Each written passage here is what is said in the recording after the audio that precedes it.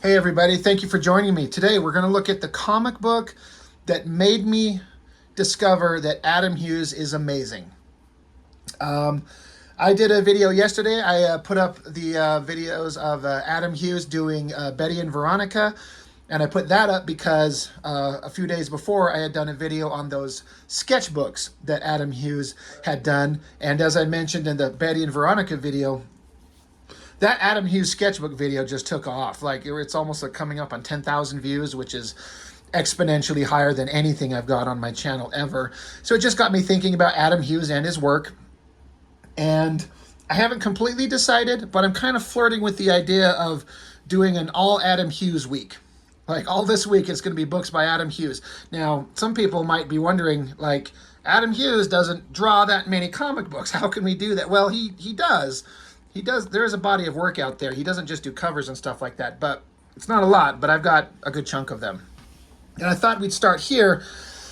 Like I said, these are the books that made me appreciate Adam Hughes as an artist. I was very much aware of him, but I hadn't liked him up to this point. It was clear that he could draw, but he had a style that I didn't like. Mainly with his female figures were always these hyper muscular, very broad shouldered, muscular girls and thin, tiny, skinny waists, just like a female bodybuilder is built. And he's certainly studied his anatomy. He knows his female anatomy. And as he's progressed to like this day, he still have that element built into it, but he can give the characters more of a different body types and more of a traditional female shape rather than that wide upper shouldered and skinny waist bodybuilder look. It just seemed to me like that's how he drew all his female characters. But I don't know why I decided to pick this up, because I don't think I had started reading Gen 13 yet. I didn't pick it up when it was coming out. I wasn't a big fan of J. Scott Campbell when he started. It wasn't until a few issues into the regular run that I noticed it and I started to appreciate what he could do. Then I started getting it and I ended up liking the Gen 13 title. But this might have been the first book of Gen 13 I picked up, and it might have been that I was aware of Adam Hughes. I didn't like him, but flipping it open, it was interesting enough to make me want to pick it up. So it's only 2 issues.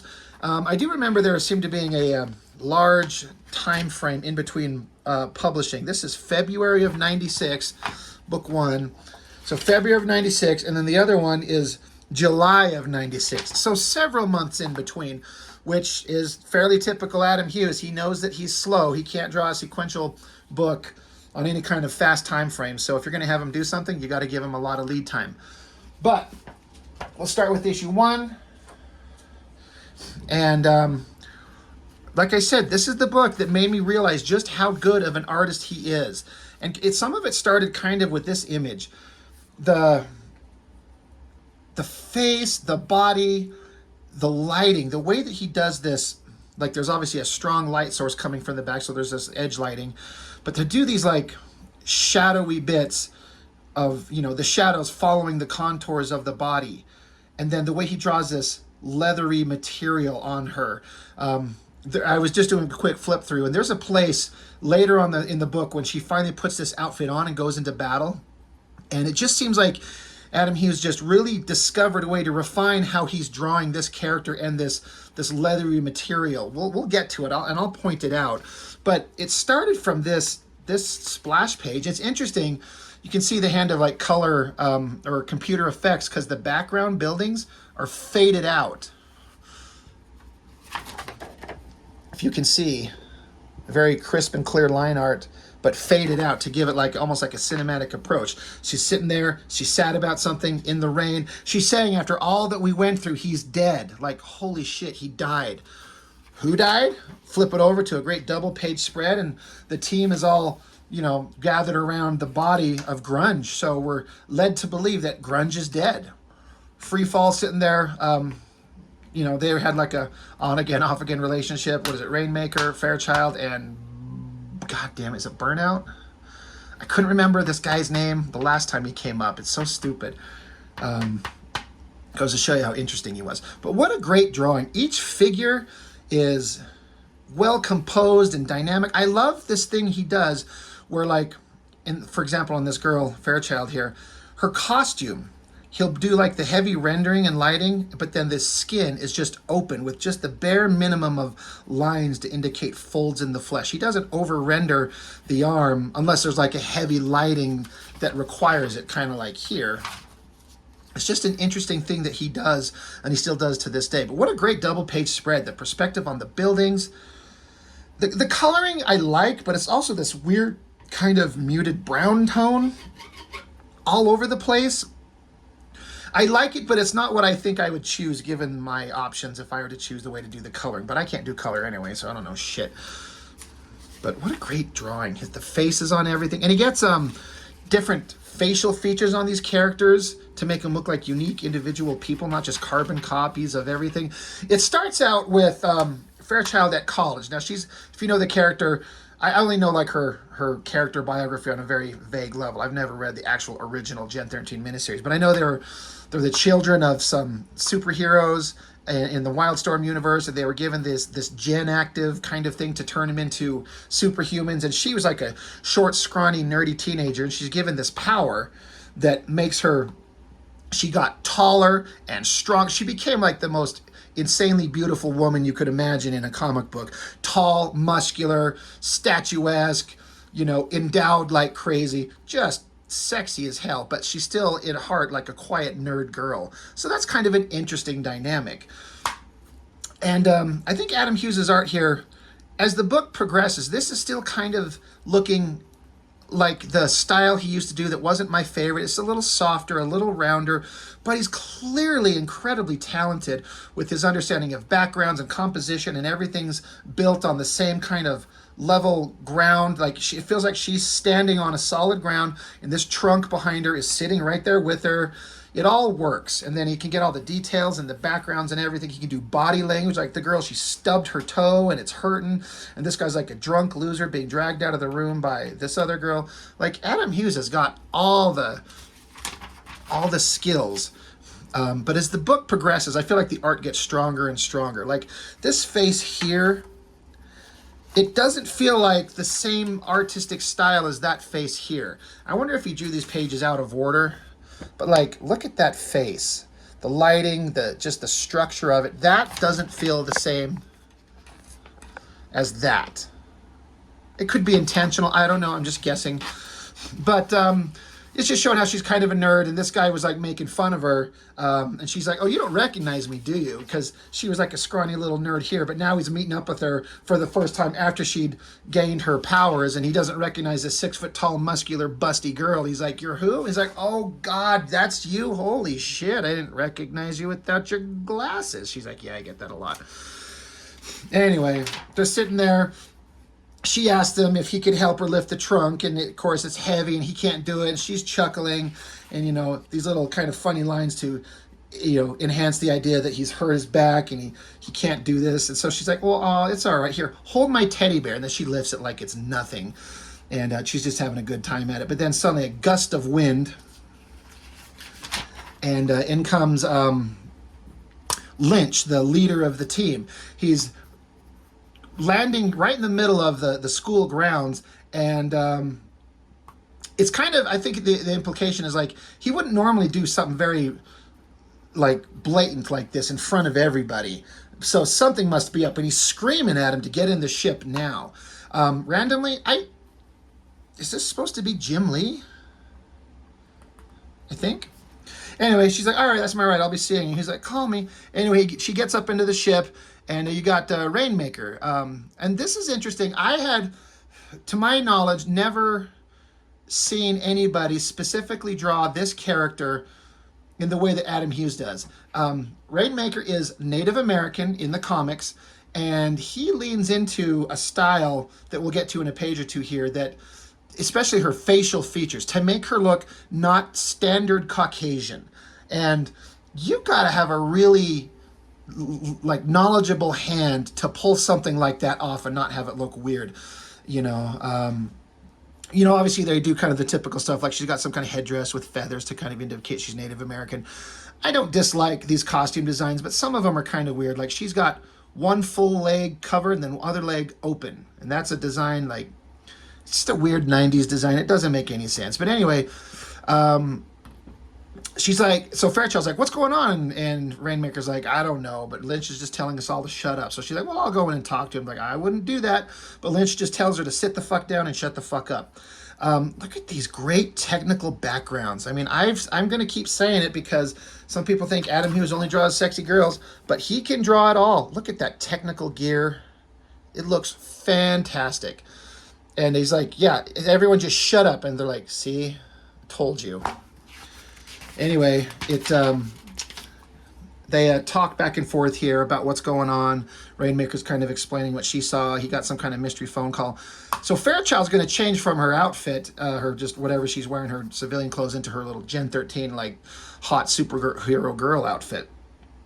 And this is where I started to notice where Adam Hughes gives Rainmaker, like, look at this right here with the bridge of the nose.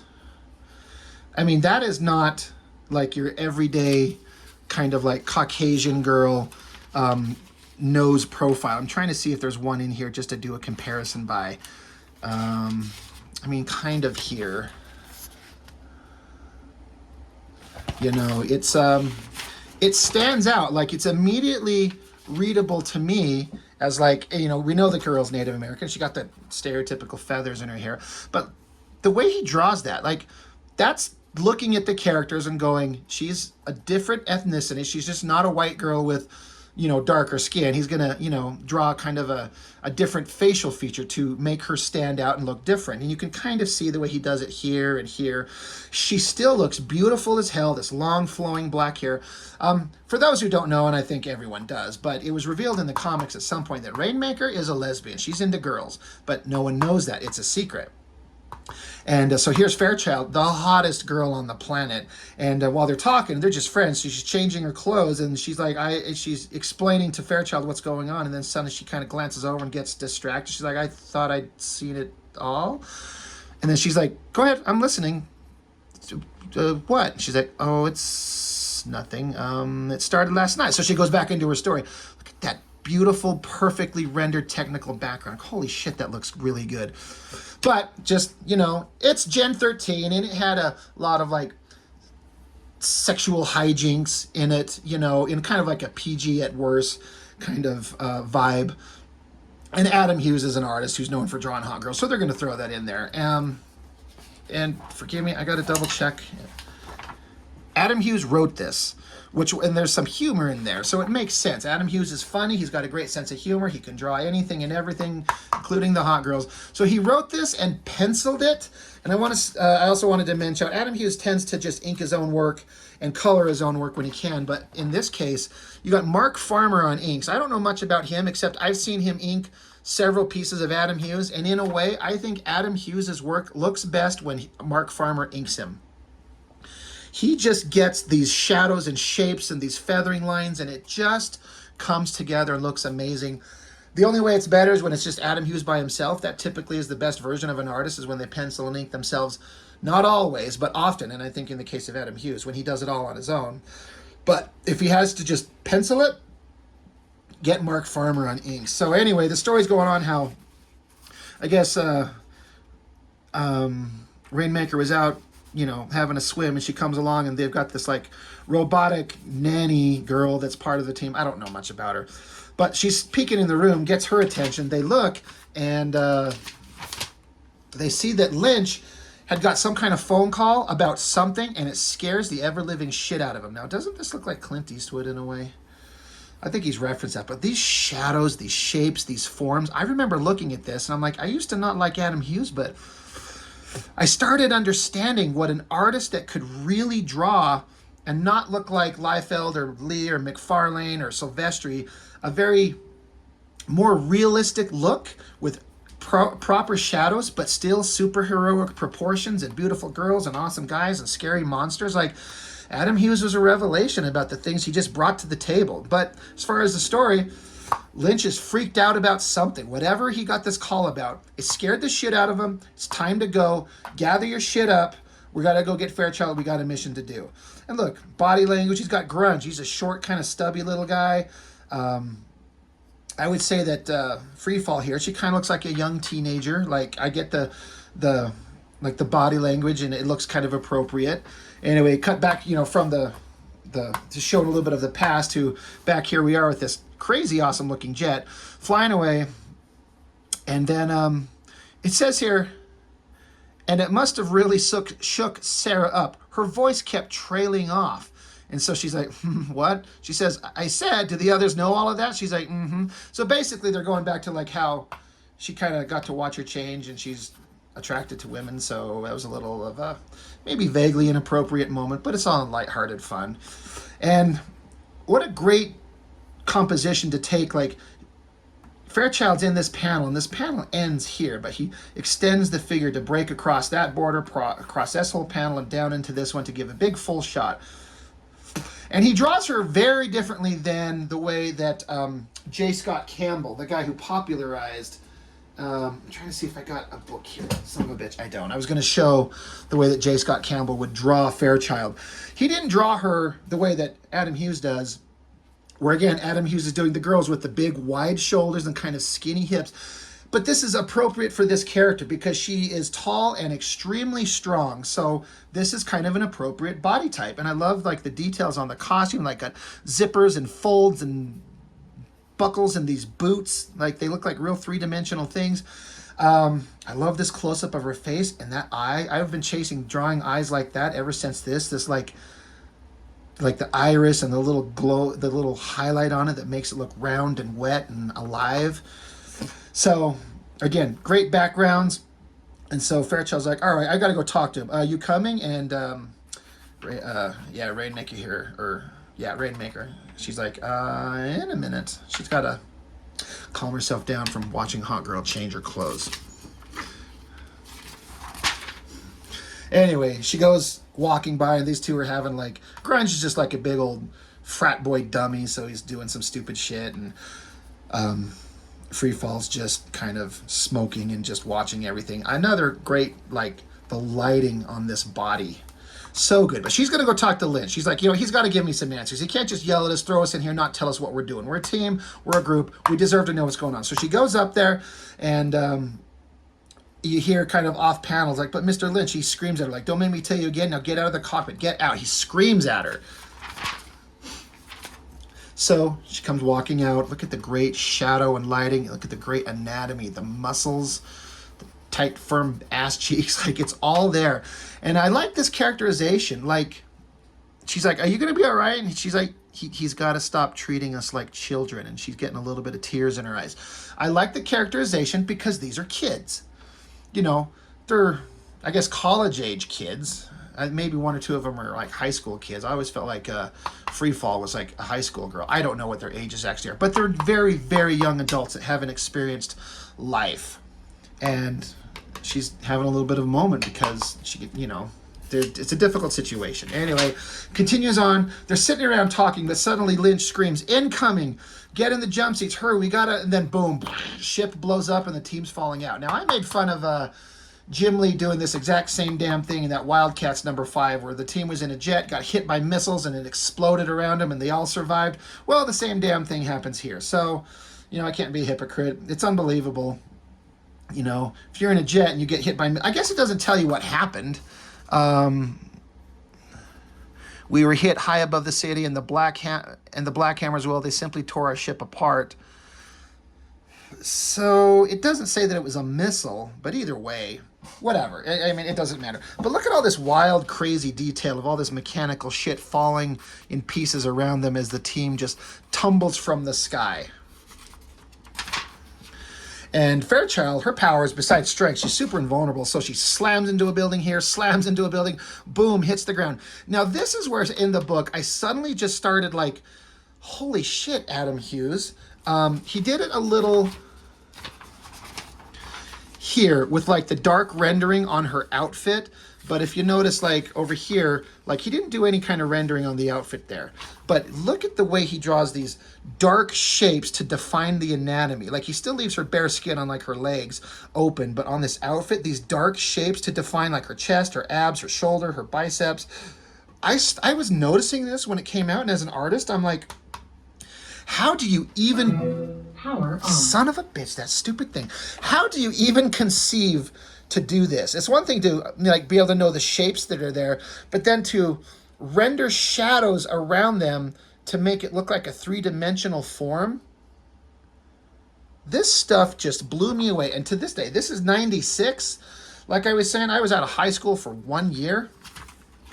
I was just like, holy God, this is good. And another thing about his writing, these like robotic soldier guys come down. He has this like radio communication between them two. And the way that it's written really like reads kind of realistic. Like you could just read it and it, you know, like whenever they respond, is, you know, it's like bullseye, I repeat bullseye. The eagle has landed. Copy that, Foxtrot Yankee, beep. He said, we copy, Hawk Moon. Nice shooting. Give us your sit rep, beep. We, you know, and they have some of these guys, like this guy in the yellow text. He always starts out with, we copy that, you know, blah, blah, blah, blah, blah. It just reads like, I can hear this speech being spoken. You know, I can hear it just reading it. And they're like, all right, she's down, she's done, she's out of the game. We're not worried about it. I go, holy shit, hold on, this one's still kicking. They may have landed on her. She's picking them up. That is awesome. And it looks like she's pissed. And again, another this like super buff girl, got the muscles. This looks appropriate to how she should look. Excuse me. Picks him up, throws him, slams it on the ground. She's pissed as hell. The guys in the suit are asking for permission to use atomic vector cannons. And they're like, negative, Hawk Moon. Please? That's a negative, Hawk Moon. You know, this confident, no, you cannot use these atomic weapons on her. More of that great body rendering that they do. She picks up a car, and then this guy, he opens up with some other like machine gun. And this is a great shot with the perspective and like the light showing the muzzle flash of the gun, and then all these bullets hitting on the ground, ripping the car apart, bouncing off her. And then they launch like a missile at her, target locked onto her, boom. And they're like, all right, she's done, she's out. They're just standing there, she's gone. But then you see in this metallic reflection of this robotic soldier guy here, there she is. I'm going to bring it closer to the camera. Like she like leaped into the air and she's coming down, boom, landed right on top of them and is going to rip them apart. Very Ghost in the Shell in a way. This angle, that is so goddamn hard to draw. You know, you really got to know your anatomy to get your head up here and then understand like, okay, this is her upper body, but it's going to end rib cage here. And then you got like the waist, and then you got to draw on the pelvis, and then understand where everything's going to connect and the foreshortening on the arm. That takes some understanding of the human figure. It's not something just standing there looking straight on.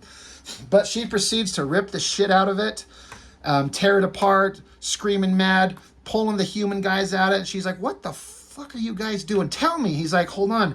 You got to let me go. We got to get out of here or it'll find us. She's like, what? What'll find us? Look at this great profile, the hair. Again, that shiny lighting that he does on this outfit. But there was, this is where she's saying, that's where we saw it for the first time. The creature. There's something like oozing at her, and she doesn't know what it is. She had no idea this was going on. Another great drawing. Kind of a weird coloring in the background, but I guess it doesn't matter. I never noticed it until I'm sitting here now looking at it with kind of a critical eye.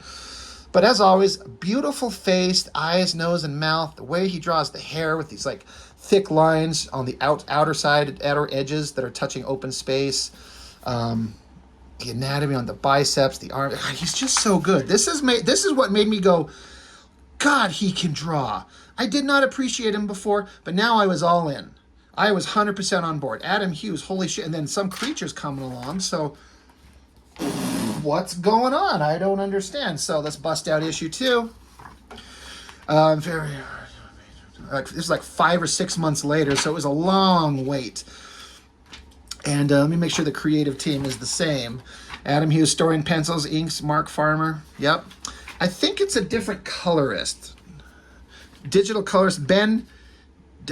You pronounce that last name. I don't know what that is, but it's not the same. It's computer colorist is Homer Reyes. Never heard of who that is. But, you know, the color palette definitely looked kind of different from issue 1 and issue 2. Not that it matters. Another hard angle to draw. You got to understand the anatomy to draw this. But now she's trying to get the soldier out of the way, the guy that she was fighting. But there's some kind of like blob of a creature coming up behind him that she didn't know about. Maybe this is what Lynch was freaking out about. So she's running away. There's a lot of text kind of explaining I think it's Fairchild's inner thoughts, and she's talking about how she was a little bit faster. She could have saved this guy, but this thing grabbed him, took him away, and like absorbed him. And she watches, and then seconds later, like his skeleton pops up. This drawing right here, again, the lighting on the body. There's almost like no hard lines. It's just all defined by shadow shapes. And then the body language, her hand over her mouth, her eyes freaking out. For as strong as she is, she's still scared. Like, she's a scared human being. And this goo creature, whatever it is, it's coming after her. You can see she's like backed into a corner and all these black shapes like surrounded her. And it says it touched me as if uncertain of my digestibility. It felt like it looked. I heard myself screaming, and I found my last thoughts were of my friend. So it touches her, she screams, but then suddenly she's levitated up out of there. The character Freefall, she's got the ability to like hover, fly people around, these bubbles. I'm not sure what it is, but she gets up there, she grabs onto Freefall, hugs her. She's, oh, thank you. But look at the caricature in the animated face. She's gonna puke, and she horks up her guts. So I think that's great. That's another bit of funny characterization for this sexy, badass girl. She's very human. She gets emotional. She's scared. She can get angry. She can puke. Adam Hughes is giving her a lot of characterization. I don't know if it lasted or if it was that much in the original series. I don't know. You got Grunge looking like a stupid dumb. He's like, dude, she's singing soup, blowing cookies, driving the porcelain bus, calling for Ralph, shouting at the floor, ordering yogurt, the Technicolor yawn. And Rainmaker's like, do you mind? Like, shut the fuck up, dude. And so here she is puking her guts. I like how he's got her head out of panel. Got her butt in frame, thank you, but her head out of panel. She pukes up her guts, and she's like, oh my God. So they all have a conversation here about what's going on. And it's just Adam Hughes just doing great figure drawing, great faces, poses, lighting, everything. And then you run into this girl who's part of, I guess, the bad guys, but now they're all kind of on the same team because they have this goo creature, whatever the hell it is. It's like common enemy. So now we're all friends. Great drawing showing like the height difference between them and like even the physical body difference. I mean, I'm not trying to point out stupid things, but like everything about her is enhanced. Height, muscles, chest size. You can see there's obviously a difference between here. He gives them different body types, so they're not just carbon copies of the same female figure. So she's like, you know something. You tell us what the hell is going on. And she's like, they're just back and forth about this. I've always liked this drawing. The lighting, I mean, again, I don't mean to point out how the lighting on her chest, but they're big prominent shapes, and getting the lighting on it is difficult, and he gets it really well. The shadows on her face, all of this shadows, this lighting. This girl here that they're talking to, she's got this big visor on, and she does this shot where you see the reflection of Fairchild on that. It's just an interesting way to have some visual differences. And then just a couple shots of the characters as they're going through the conversation, and they're all reacting differently. Like Grunge, he's like looking off to the side, like he doesn't know what the hell is going on. Like he's clueless. He doesn't know what to do. And then this shot, that lighting, I mean, that's got to be referenced from something. It's so well done and so believable. But anyway, they're like, whatever's going on, we got to go find Mr. Lynch. We have to trust him. We have to know what's going on. We got to solve this problem. Something's bad is going on. Let's get it. Great composition again with her body. And she's walking on a frame. Buildings all in beautiful, perfect perspective. So he gets into more story. I'm not going to get too much into it. We're more excited about the artwork. They're talking a lot. Great. Again, I don't know who this character is. I don't think she's anybody. But that drawing, the lighting on that face is just fantastic. I've been chasing this type of artwork as long as I've been drawing, ever since this, and I have never come close. But there's Mr. Lynch again, and like totally Clint Eastwood, right? Like this is totally him. He looks like a combination of Clint Eastwood and Wolverine. But anyway, he's like, there's a big giant monster. He's connected to us. We got to stop it. It's very dangerous. We have to go. Another great, he really likes Fairchild, that who wouldn't? When you draw sexy girls and you draw muscular sexy girls and the lead character in the book is a large, sexy, muscular girl, of course he's going to focus on her because she's like prominently everywhere, and I freaking love it. So she's like, just tell us what the hell's going on. All right. He's like, all right. So Clint Eastwood decides to tell him a story of whatever's going on. A lot of conversation. They basically created this life form like a baby, and he had some kind of super crazy powers that were way out of control. Look at this technological nonsense he's drawing here. It is so freaking awesome. That looks so great. I love the balance of big headshot here, small figure, technological stuff, and then it basically flips and reverses. You know, figure, technological stuff, and then big headshot here. Great lighting, great inking, everything about it. It's just so dang beautiful. Adam Hughes is so freaking good. So anyway, more conversation. And again, he does... There's humor in her. Like, he's like, this creature that created, it was a weapon of last resort, a doomsday weapon, which will prevent... it was a horrible monster they created, and they created a weapon that would... a doomsday weapon which will prevent the spread of the creature at the cost of at least 50% of the population of this state. They're like, we could do this thing to stop it, but it'll kill half the people. And, you know, the team sitting here lined up, and, you know, Rainmaker is like, 50%? And then over here, Grunge, he's like, dude, that's almost half. Like, I laughed out loud, you know, because he's such a stupid idiot. But then Fairchild's like, no, we can find another way. We can stop them. We don't have to kill people. We can do a thing. And they're having more conversation. Here's another drawing where Adam Hughes leaned into that facial feature on Rainmaker there, where it's very clearly not a Caucasian face, that bridge of the nose up to the forehead. He still makes her look good, you know? And then another great, look at this, another full standing shot. He just took every opportunity. Like, they're standing here, they're having a dramatic moment talking. So he's like, I'm going to draw a beautiful figure with this great heavy lighting, fire and everything. Looks great. I freaking love it. But they're just debating on whether or not they should kill this monster, because apparently the monster is an innocent creature. It doesn't know what it's doing, and it's just kind of acting on instinct. And if we just go and murder it, are we, you know, are we any better? Great face. They're getting mad at each other about what they should do. He's almost crying. They're freaking out. They're like, you know what? We gotta go help it. We gotta see if we can't take care of this thing. So they set a plan into motion.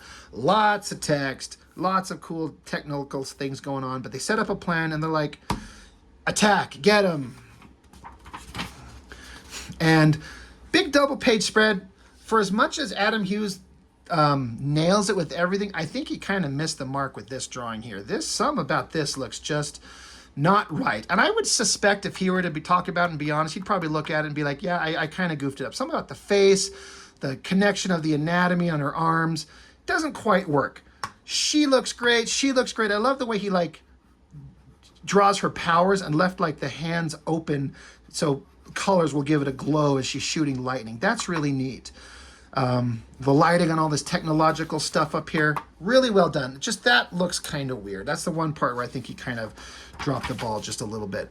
And then here comes the big goo creature, and I guess it picked up like a cannon and it knows how to use it, so it shoots it at him.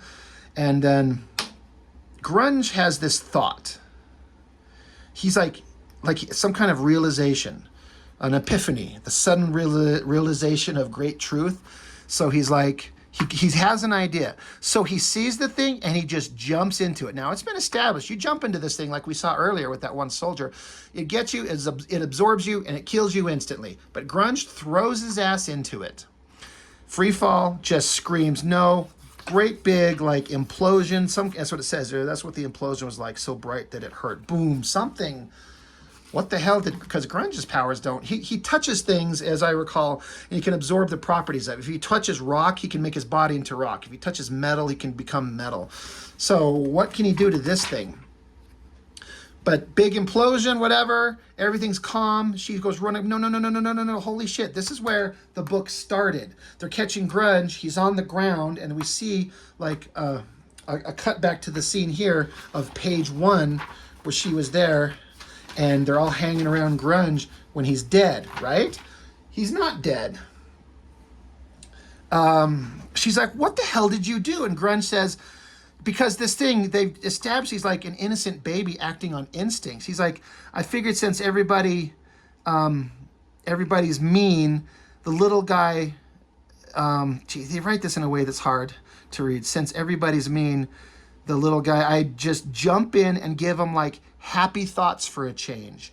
So he's like, he's a baby and all he's ever experienced was meanness and violence and hatred. So he jumps in and just thinks positivity, and it made him stop.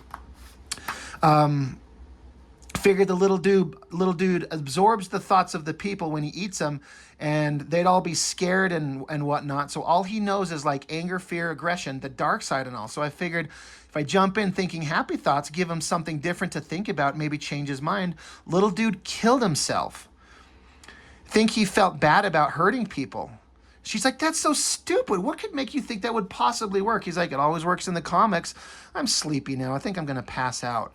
So he just like, that creature's only known fear and violence. So he's like, I'm going to give him happy thoughts. And once he experienced that, this creature felt bad for what it did, and it killed itself. And that's where she's saying, after everything they went through, they were trying to save this creature's life, and they couldn't. So it's not Grunge who died, but it's this weird little baby creature. And that's kind of like a horrific and kind of sad image there, this little baby with little technological goos and things hanging out of it.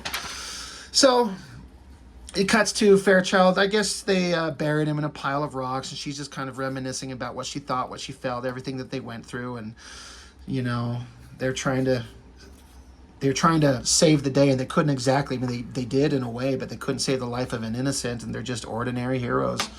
You know, they're not perfect, which is, you know, Ordinary Heroes is the title of the book. And that's the end of it. So I think it was a pretty damn well-written story, beautifully drawn, and it's what made me love Adam Hughes. I was like, okay, I understand. That man can draw anything. And from then on out, I was after anything I could get my hands on of his that I could find. And, of course, he doesn't have not a very big body of sequential work, but there is some out there. I've got a couple Hellboys we'll look at. We got the Watchman 4-issue series he did. We're going to look at all of that. But wanted to start with Ordinary Heroes. It's a great book. I highly recommend you pick it up and check it out. Great drawings, great story.